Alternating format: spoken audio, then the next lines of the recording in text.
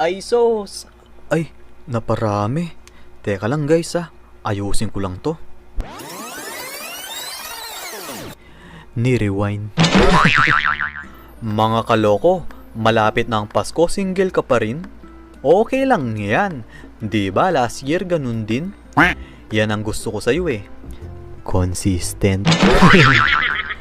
Guys, ang mahal ng baboy ngayon, grabe. Buti pa ang baboy nagmamahal, pero ikaw, hindi minahal. Joke lang.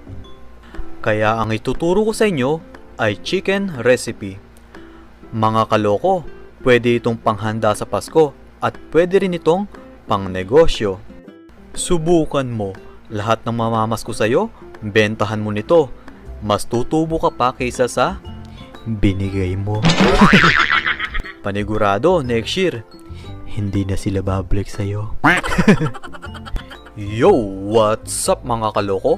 Ako nga pala ang inyong Lokong Kusinero and welcome to my cooking channel. Ang recipe natin for today ay pang Noche Buena. Heto na ang medyas ni Santa. Ay, mali guys. Isasabit ko nga pala sa pinto. Ano kaya lulutuin ko mga kaloko? Sauce pa lang, pang Pasko na. Dahil meron itong dahon ng Christmas tree. You better watch out, you better not cry, you better not pout, I'm telling you why. Santa Claus is coming to town. Ang recipe natin for today ay cordon bleu. Ang cordon bleu ay salitang French na ang ibig sabihin sa Ingles ay blue ribbon. Guys, ang pinagmulan ng cordon bleu recipe ay sa Switzerland noong 1940. Ready na ba kayong magluto ng pang Noche Buena recipe? Kung ready na kayo, tara, intro muna tayo.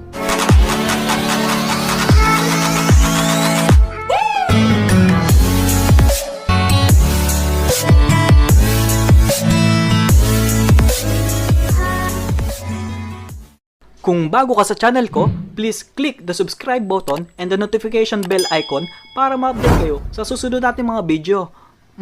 Sarap, tamis. Gagamit tayo dito ng 500 grams of chicken breast fillet. Guys, ang dapat boneless ang gamitin nyo kasi papanipisin natin ito mamaya. Pero kung gusto nyong may buto, sige, try nyo para may thrill. At ilalagay ko rin dito ang aking